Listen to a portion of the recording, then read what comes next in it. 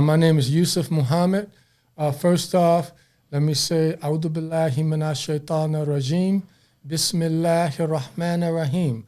I seek refuge in God from the accursed devil with the name of God, most gracious, most merciful. As I said earlier, my name is Yusuf Mohammad. I'm in charge of the masjid, or the Imam of the masjid, which I don't like titles, Masjid al-Rashid, located in the city of Compton, California. And our goal is to spread Islam far and wide and to call the world from our humble location in Compton to the true path for all human beings, and that's La ilaha illallah, which means there's no God worthy of worship but the one Lord who created everything. Okay, nice. Alhamdulillah. And where you from, Sheikh?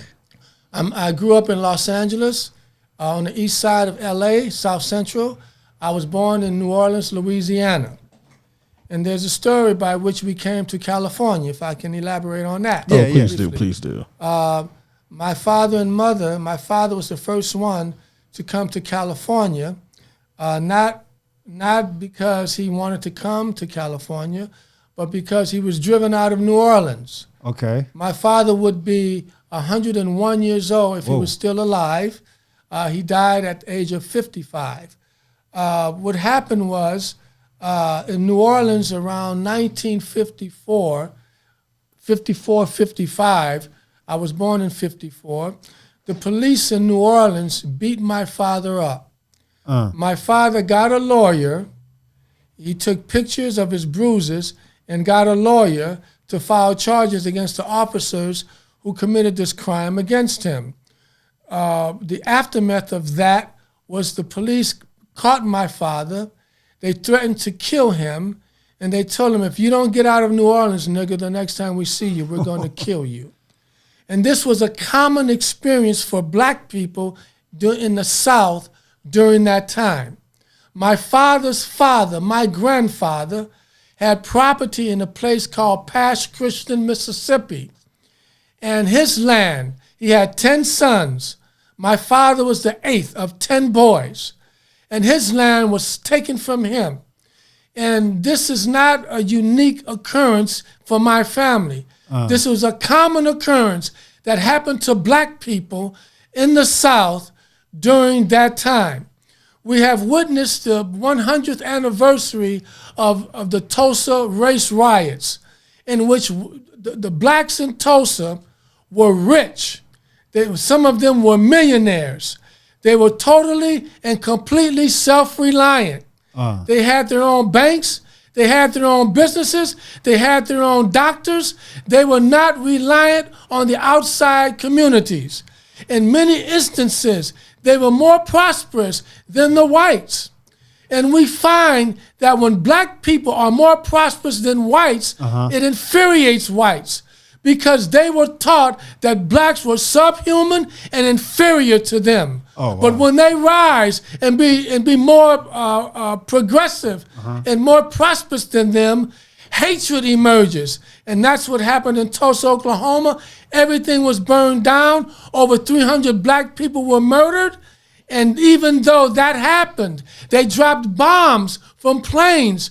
The only time in the history of this country where government planes dropped bombs on black people happened in Tulsa, Oklahoma. It also happened in 1985 in Philadelphia, Pennsylvania, against a black movement called MOVE.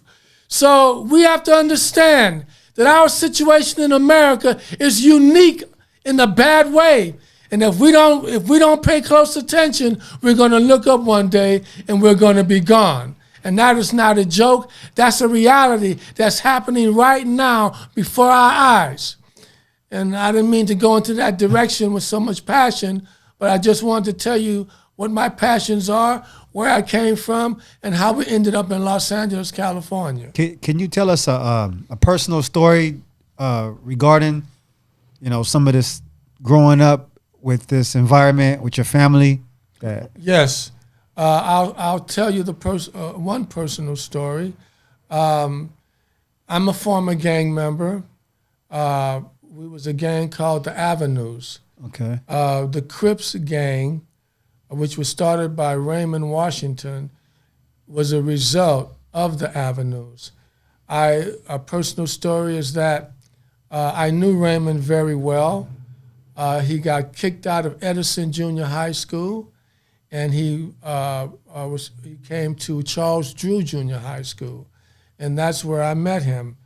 I can't exactly remember exactly how we met, but I do remember that we had gym class together, and that when we were in gym class, we were going to, they had a separate room aside from the gym, that was the weight room. And him and I would go in there and we would work out together. He had a natural physique, and I was into weights, so we would work out together there, and that's how our friendship began. We had, at my parents' home in our garage, we had weights that unfortunately we stole from junior high school, that Charles Drew Junior High School, and put them in our garage, and that was our gym. And that's where all the brothers from our neighborhood, we would work out there. And because Raymond knew me, he was allowed to come in and work out as well. Unfortunately, we know that Raymond went on to start the Crips and later on was murdered. I ended up in YA, but prior to going to YA, I had 3 experiences that made me realize that black people were not my enemy. It made me realize that young black gangbangers were not my rival. I came to the realization that the gang rival, if I can use that term, of all blacks in this country is the United States government and all of their agencies, especially the police department. The police department of today is no different from the patrollers of yesterday during slavery time. The slaves called them patrollers. They were also known as the slave patrols. Their job was to patrol the outskirts of different plantations. If they found a black wandering around by himself without a pass, they could beat, they could kill, or they could arrest. Many times they were killed, sometimes they were beaten, but they were also returned to the plantation from which they were enslaved. So present day, the police departments in every section of this country where blacks live are the present day patrollers. And the murder rate that they've been perpetrating against black people is clear evidence of that. Wow, I really love your passion. I love it, especially for your love for black people. And what you said about how we're not enemies. We should be all brothers and sisters, to stick together because we have a common enemy. Yes. That's one thing that, I wish we all thought more about that and realized. Yeah, yes. I mean, like, isn't it true, like, from Adam and Eve, we're all related anyways, brothers, cousins at least, and then brothers are, was closer to us than a cousin, of course, but we're all related for the most part, so we should love one each other. Yes, we come from a single parent, Adam and Hawa, or Adam and Eve. And I remember my son when he was in the Middle East, he was telling me about how the tribes, it was his understanding of how the different tribes came about in that part of the world. And he pointed out how each of those tribes came from a single man, a man and his wife. Okay. And they had a bunch of children, and their children had children, and their children had children, and it resulted into a big tribe. And Allah tells us in the Qur'an that He created us from a single male and female and made us into tribes and nations, that we should know one another. Yeah. Of course, evidence proves that all life began in Africa. Okay. And that the Africans migrated to other parts of the world. And unfortunately, we have these ideas that if you come from a different part of the world, you're different. We have the situation with the white supremacist doctrine. When they got their hands on gunpowder, there was always wars, and they were losing most of the wars, especially with the Muslims. But when they got their hands on gunpowder, and when the Muslims fell in love with the dunya, they got an advantage. And unfortunately, what we see today in the world of the Muslims is a direct result of that advantage. And of course, when we follow our desires, when any person sell out in favor of their desires, they will always lose. So, alhamdulillah for Islam, Islam teaches us that we control our desires and we stick to the Qur'an and the Sunnah as best we can, and that is how we will gain victory over ourselves and over our enemies. So with all this passion about history and the future, what are your goals and dreams? Like, how do you what do you see with us as people and as? Well, I had some experiences when I was young, when I was 16 and 17, that made me realize that I had to dedicate my life to a specific cause. The first experiences that I had was George Jackson and Jonathan Jackson. Are you brothers familiar with them? George Jackson and Jonathan Jackson? No, They were brothers. I thought you was gonna say Jesse Jackson and but That's no, George Jefferson. George Jefferson. George Jackson Uh-huh. was also known as one of the Salaf brothers. Okay. He was arrested when he was a youngster. I don't remember his exact age. And he went to prison. And he was known as one of the Soledad Three.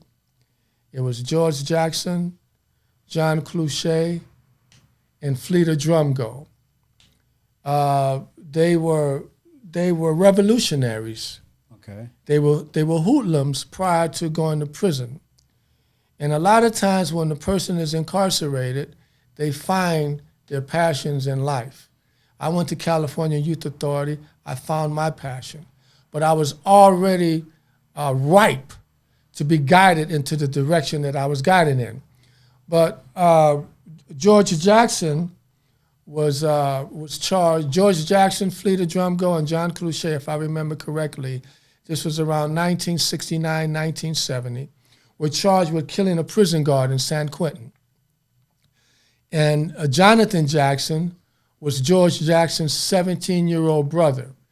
They were both in the Black Panther Party of that time. That was the time when the Black Panther Party was blazing the trail, if I could use that expression. Mm-hmm. Jonathan Jackson, in 1970, August 7th, went into the courthouse in San Rafael, California, in August. August is hot. Yeah. But he had on a trench coat. He was following the trial of some other brothers that were on trial. Uh-huh. And every day when he went to the courthouse, he had on this long trench coat in August. Okay. It was hot. Yeah. So on August 7th, while the trial was going on, he took off the trench coat and he had weapons. He had guns. Oh. And he said, everybody freeze. Nobody move. And he took over the court. He had a shotgun and he had pistols. He gave pistols to some of the brothers that were on trial. Dang. And he had the shotgun. Wait. Hold on, Finish telling the story. Yeah, go ahead. Then he took the shotgun. Yeah. And he took the judge and others hostage. Okay. He tied the shotgun to the judge's neck, around his neck.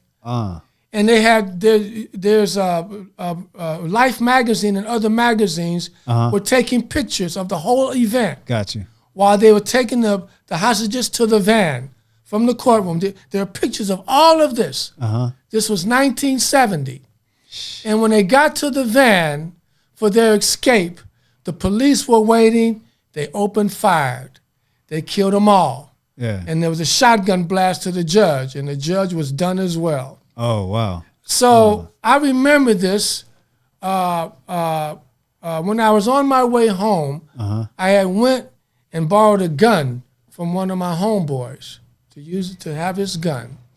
And as I was walking home with this gun on me, my middle brother said to me, this guy went into the courtroom and kidnapped the judge and other hostages. And they killed the judge. And okay, that was happening back then. But what struck me was when he said, and the guy was only 17. I was 16. Yeah. And I said, wow, he did that. And I was afraid of the police. Yeah. We had black gang rivals, but I was afraid of the police. And when he said he was 17, all I could think to myself was, this young man who was 1 year older than me had the guts to do that, and I'm scared of the police. That's when I began to realize that other black gang members were not my enemy, but the United States government and its agencies of dominating us was my enemy. We have to understand that right now, today, blacks in America are subjugated. We are a subjugated people. When you subjugate someone, you have total control and domination over them by way of fear. So that was my first wake-up call. In 1971, this was my second wake-up call. I was driving my 1952 Chevy that my grandfather bought me. I was on my way home, and I was one block from my house. I was at my house, 85th Street in Hooper, and I said, I'm going to just go to 84th, turn right, go to the alley, and come up the alley. I'll be on the side of my house. So as I passed 85th Street, the sheriffs put the light on me. Beep, beep, beep. Not the beep, but just the light. Oh, jeez. So I said, I'm going to go home. Okay. I'm one block from the house. I haven't done anything. Yeah. They just got the light on. So I went one block. I turned right, a half a block. I got not even a half a block, one house. I turned another right. I'm going up the alley to be on the side of my house. So the police got the light on me to stop now. But I said, I'm going to go home first. So I'm going through the alley, which was one block. He was blowing his horn. So when I got to the side of my house, I stopped. Yeah. By then, my mother heard the horn blow, and I saw my father and brother walk past. They didn't know what was happening, going to the store. Mm-hmm. So when I stopped, I'm looking at the side view of the mirror, and I saw the sheriff deputy get out of the car. What I saw, I'll never forget. I didn't see a human being at that moment. I saw a predatory beast coming to kill me. Yeah, the gun was probably a revolver at that time with a long barrel. Dirty Harry. He had the gun. He was approaching my car, and I saw his eyes. When I saw his eyes, I saw murder, and I saw death, and I saw a beast. He was not human at that moment. Jeez. He pulled me out of the car. At this time, my mother's out, saying, no, no, no, don't kill my son. And then she was calling my father back, come back, come back. So I get out of the car. I remember before I got out of the car, he poked me in the forehead with the barrel of the gun. Damn. I'll never forget that. So when I got out of the car, by this time my mother and father was there. I saw the look on my mother's face. It was a look of helplessness, as if she was about to see her son murdered. At that moment, that's when I realized that other blacks were not my enemy, that my enemy at that moment was the United States government and all of their agencies, for I did nothing wrong.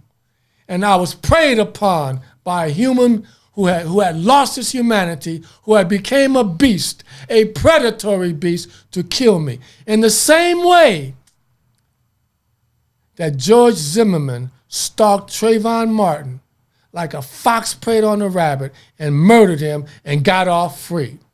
So at that moment, I was a changed man or a changed young man.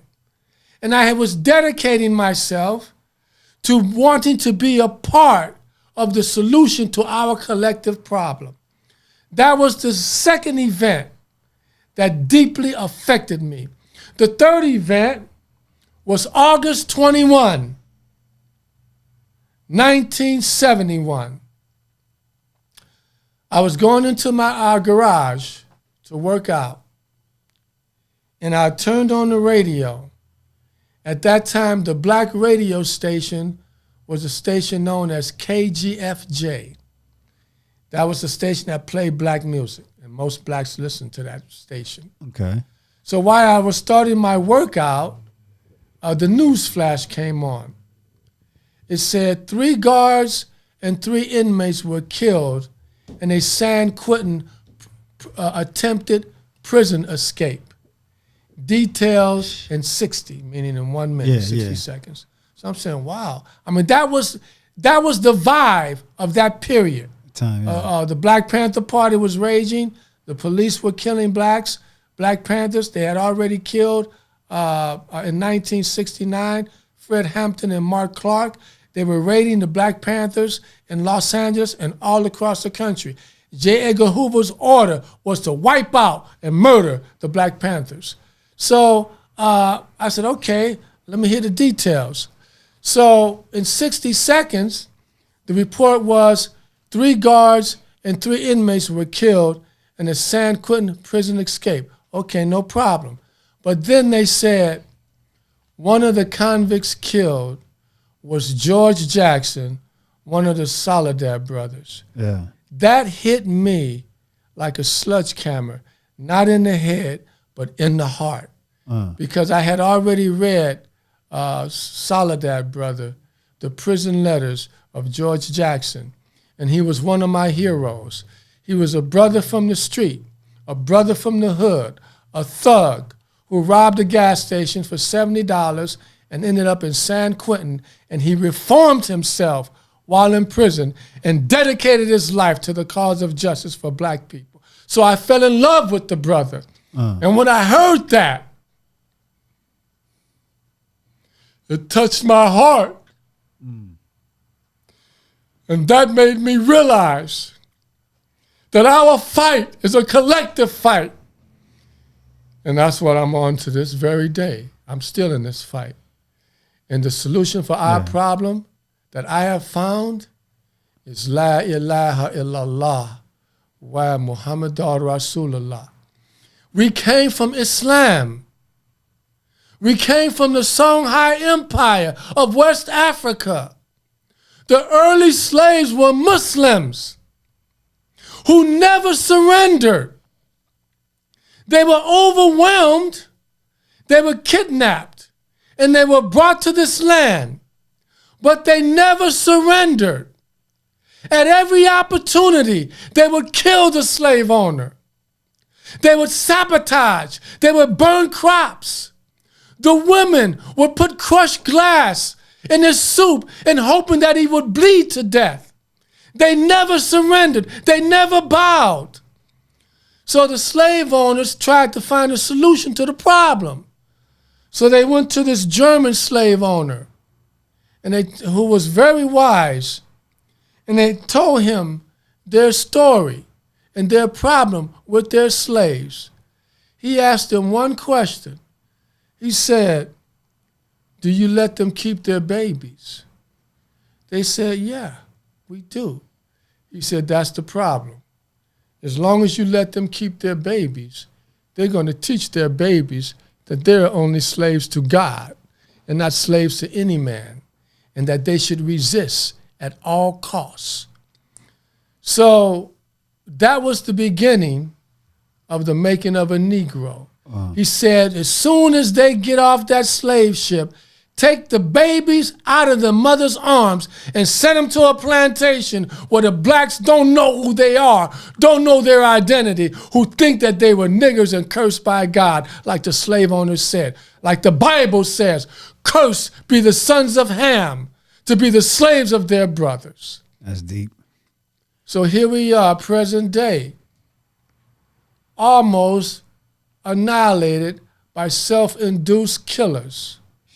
The major killer of black people today, unfortunately, is black women with the abortions. Since 1973, black women have aborted over 22 million black babies. Now you think about that. You think what our numbers would be had that not occurred.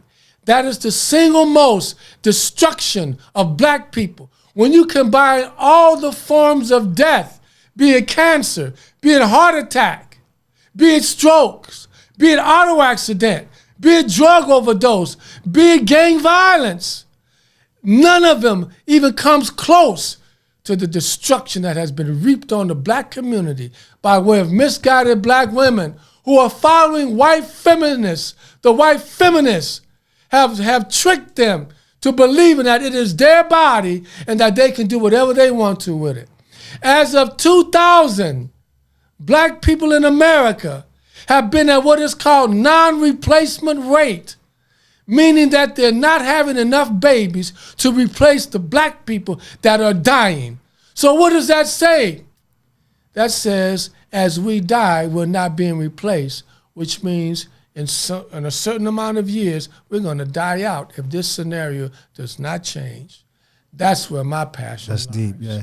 So, Sheikh, you have a show that you're working on that kind of goes into detail about all this, right? Why don't you tell us about that real quick? Yes. The show is called Dawah and Justice. Dawah is an Islamic term which means to propagate, or to propagate, which means to spread. Okay. And justice is, of course, what we need more so than any group of people in the United States. There's no other group in this country that has the target on their backs like blacks. The Latinos aren't targeted. The Asians aren't targeted. The poor so-called white trash aren't targeted. Only black people are targeted.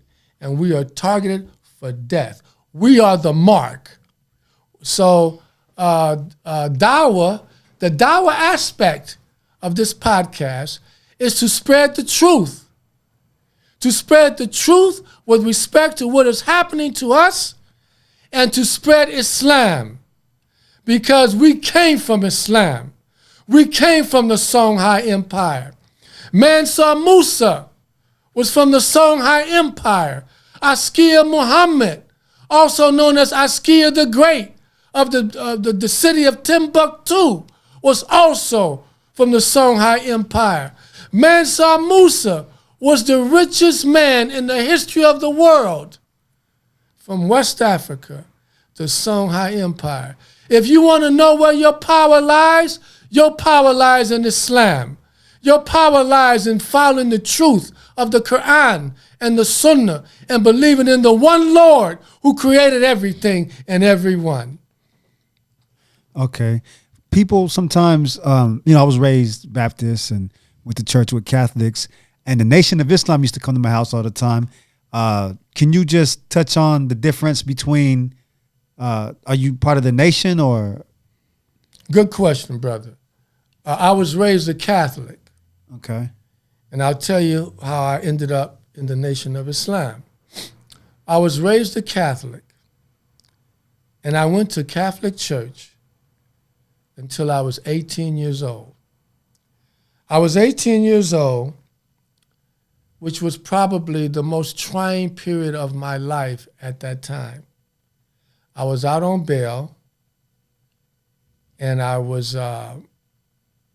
had people trying to kill me for something that I had done. And I was trying to find a way out because I was suffering a lot of stress. I had to handle the situation basically by myself. You see, every gang, if not most gangs, will eventually turn on each other. The Crips were divided up into different sets. And it has been said that the Rolling 60s and A-Tray, these were all Crip sets. But they turned on each other, and they were killing each other for about 40 years. Gangs were allowed to proliferate or spread because that, too, was a part of the genocide. Raymond was called to a car. I don't know the details on how he was killed. I wasn't associated with Raymond at the time. I wasn't a Crip. I brought Raymond into the Avenues. Raymond went and formed the Crips based on his experience with the Avenues. That's not up for debate. That's a fact. So Raymond started the Crips. Raymond was called to a car. That's the story I got. Now, I know Raymond was street savvy. He wasn't a sucker. And most persons that grew up in the street know better not to walk up to a car with occupants that you don't know. And it was said that he was called over to the car, and he walked over to the car, and they blasted him with the shotgun. So it was, and Allah knows best. Okay. Our gang, the gang that I was a part of, we turned on each other too. And things happened. I won't go into details. But as a result, I couldn't go nowhere without a gun. I had to be ready at all times. So I went to church one Sunday. I was confused and stressed out. I was looking for something the priest would say that would bring ease to my heart. And I remember he was speaking in Latin. And I said, damn, that ain't helping me. And then I did like this. I looked all around the church. And in the Catholic Church, you got all these statues that are elevated and perched up. Yeah. And they're all white, and they all represent divinity and divine. And at that moment, when I was looking at those statues, I had what is called an epiphany. An epiphany is when like a flash of light comes on in your head. And it's like an awakening. Okay. So as I looked at those statues and saw that they were all white, all perpetrating the divine, I had an epiphany of the police harassing us. And I said, wow, that was the trick. This is what I said to myself. That was the trick. They had us believing that whites were God and divine so that we would not fight back. And I got up, I left the church, and I said, I'll never come back. So when my trial was over, I went to YA. But when I was in the county jail on my way, I was in a cell by myself, and I found a pack of cigarettes that were unopened. In jail? And I didn't smoke. And it was the same brand of cigarettes my father smoked. Oh. And I said, I'm going to smoke me a cigarette. Mm-hmm. As I was puffing on that cigarette, I had another epiphany. And it was like a light came on, and a thought popped in my head. And I said, I'm going to find myself. Okay. It was my voice, but it was like a thought put in my head, a light. And I said, I'm going to find myself. There's epiphanies, there's intuition, and there's premonition. They're all related, but the epiphany is the strongest. So I went to California Youth Authority searching, and I started reading books, and it was brothers that were coming there. There was Black Panthers, there was US organization, and there was the Nation of Islam. And I immersed myself in wanting to learn about black history because I was searching.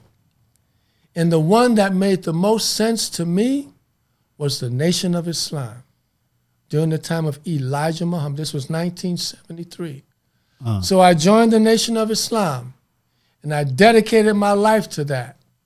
And I loved it because I thought that was the way for us. There was one thing I never accepted in the Nation of Islam.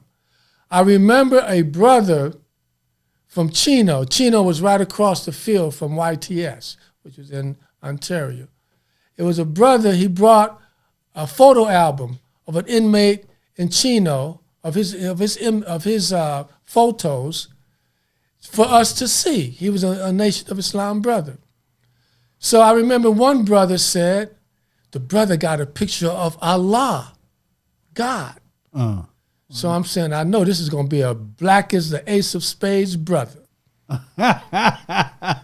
So when I looked at the picture, I saw the same imagery of the statues, the white statues in the Catholic Church. Uh. And it killed my spirit at that moment. I said, oh, no, I ain't going for that. I'm not going to believe the Nation of Islam is black, all black. Yeah. A religion for the black man only. That appealed to me because I was raised in the white religion. And before I go any further, it was a picture that we had above our doorway in our home growing up. It was the picture of the angel Michael casting the devil into hell. And the devil is surrendering to the angel Michael, who has his sword drawn. And the devil, he has the sword in one hand and a balanced scale in another hand, meaning it's justified to kill this black devil. The devil was black and the angel was white. We tore that picture off the wall when we became teenagers. So when I saw that picture of our so-called Allah, I thought about the statues, and I thought about the angel Michael casting the black devil into hell, and I thought, no, I ain't going for this. So I never accepted the image or the picture of Farad being God, but I still loved Elijah Muhammad. And I got out of YA, I went straight to the Nation of Islam the very night, and I was selling papers the very day, and I never stopped selling papers, pies and fish. In fact, I was a part of a group of brothers who sold 1,000 papers a week, and we was honored for that. Our picture was in the paper for that. And after Elijah Muhammad died, his son W.D. Muhammad became the leader, and he transformed the Nation of Islam from shirk to the Sunnah of the Qur'an, and to the Sunnah of the Qur'an and the Sunnah of Prophet Muhammad sallallahu alaihi wasallam, and I never looked back. And that was 46 years ago. And thanks be to Allah, Allah has benefited me, and I'm so thankful. That is how I came into Islam, and that was my journey from being a sucker like most black people to being a believer in the truth and holding firm upon that.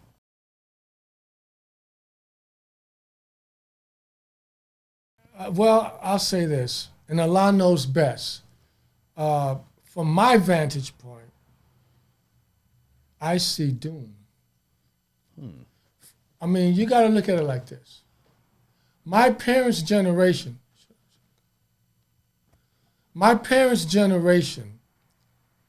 was the last generation where black men and women were married and had children.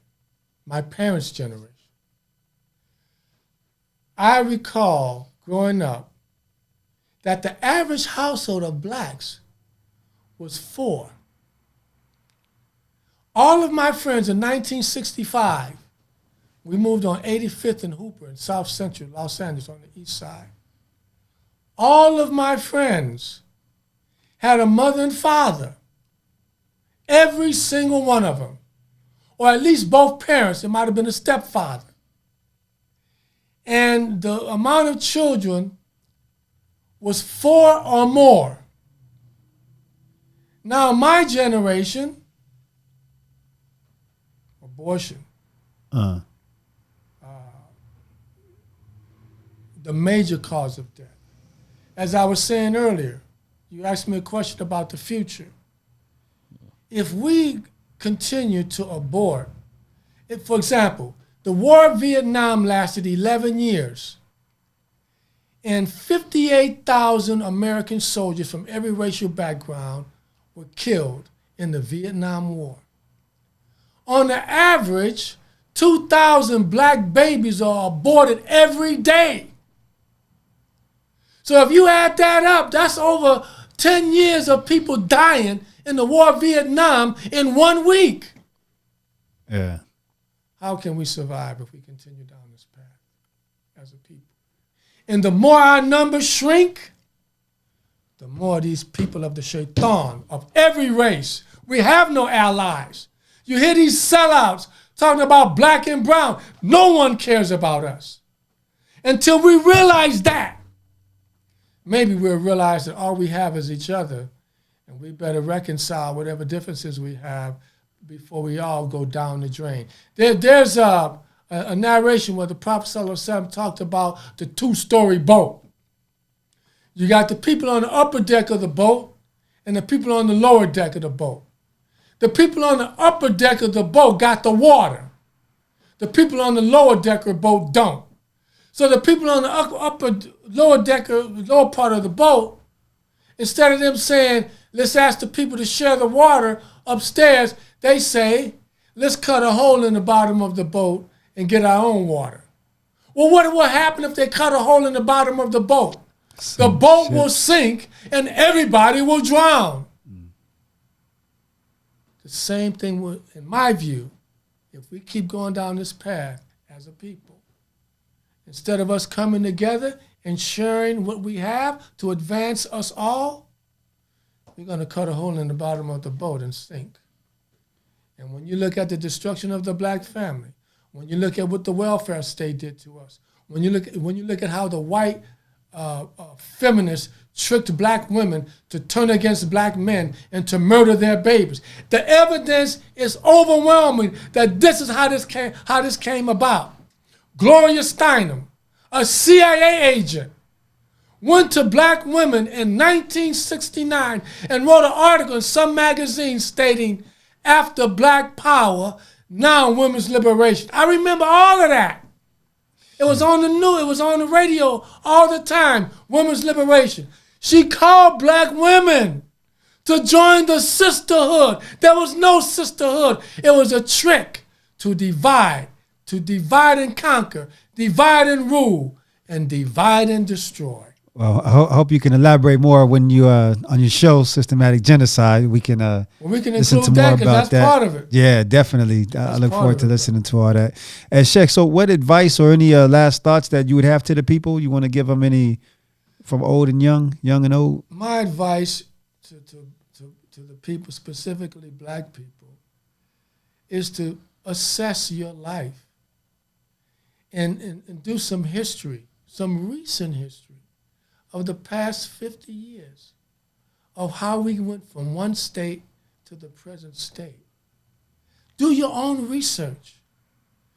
You will see and understand that it was never meant for us to be in this country other than as slaves. No other reason. When we look at I think 20 years ago, the FBI said that white supremacist groups have saturated police departments all over the country. I think in recent years, they passed a law that if you kill a police officer, it's an automatic death sentence. What about when police murder unarmed black men for a minor traffic stop and they murder black men and they get off? Yeah, come on, black people, that don't wake you up. Where's the justice in that? If you're in a coma, there's different levels of being in a coma. Working in a hospital, I learned this. You pinch the person and you say, first you talk to him and it's non-responsive. He doesn't respond to verbal command. So you pinch them. You pinch him and then they move or he responds to pain. That's all. Then some of them you pinch and they don't even move. They don't even respond to the pain. They're called non-responsive. Look at the pain that's been inflicted upon black people. It's just in recent history. And we haven't found a proper response to it. Is it because we're in a total comatose state and non-responsive? When you're in a non-responsive state, you're in a state of death. It's just a matter of time before you're buried. I just don't think we had a proper leadership. Yeah, and that's why all of our leaders are sellouts, brother. They offer they'll go to a leader and they'll say, "What do you want?" Yeah, that's you know you want something. Divide and conquer. What do you want? You want to be rich? Just stop saying what you're saying. Stop doing what you're doing. What you gonna do? They come at you with that. Hey, look, man, I'm 67 years old. You think I'm gonna sell out? I wouldn't sell out if I was 27. I hear You you. think I'm gonna sell out now? You're a strong brother. You seem firm in your faith and belief and in your passion. Brother, this Your life vision. ain't long enough to be a trader. Say that again. This life is not long enough to be a trader.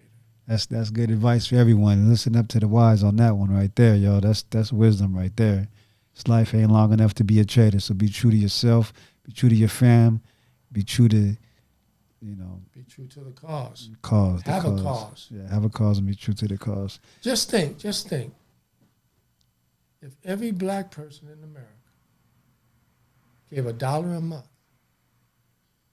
they gave $1 for themselves and for their minor children. Gave $1 a month. 1 month. How much would that be? Well, how many blacks is in America? 30 million? Yeah, something like that. Plus or minus. That's $30 million a month. Do that for 1 year. That's probably that money can be allocated in ways that will change our situation overnight. But to do that is probably impossible. It's probably impossible. You got what is called the prosperity ministry. They say, sow a seed, sucker, and you'll reap a harvest. That's what these preachers are talking about. All of them. So the what? You sow a seed, You sow. you'll reap the harvest. Like Yeah. you're a farmer. Yeah. You put the seed in the ground, Plant the you're going to reap seed. the harvest with food. Right. So they telling these Negroes, sow a seed mean give me money. I'm a man of God. Yeah. Give me your money. And I give you that holy water. And you'll reap the harvest of a blessing from God. Yeah. With the blessings. Yeah. Man, well, Sheikh, that's all the time we had today. We look forward to having you again. We definitely got to continue this. We got to do a part 2 of this. Yeah, I can listen to you talk. Yeah, all definitely. We day, got to do a brother. part 2 to this. And, there you have it. Thank you guys for tuning in to Interesting People with A.K. Malik. And Nino Black right here. And we'll get at you next time. Stay safe, y'all. Peace.